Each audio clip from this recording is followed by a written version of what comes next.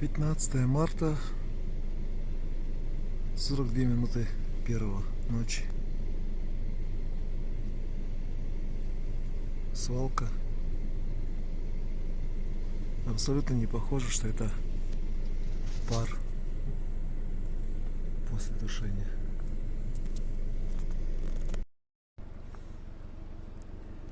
Да, возгорание очень длинное. И дальше там продолжается.